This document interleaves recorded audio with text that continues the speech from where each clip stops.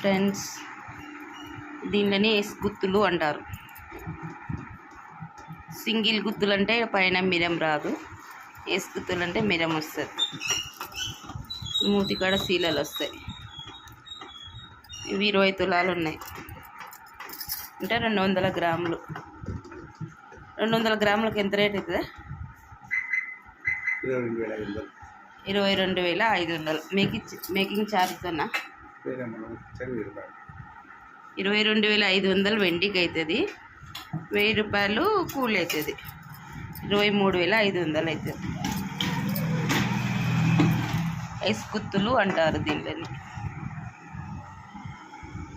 నచ్చితే లైక్ చేయండి, కామెంట్ చేయండి, షేర్ చేయండి ఫ్రెండ్స్. తీసుకో, దీంట్లో మరలు ఇవి.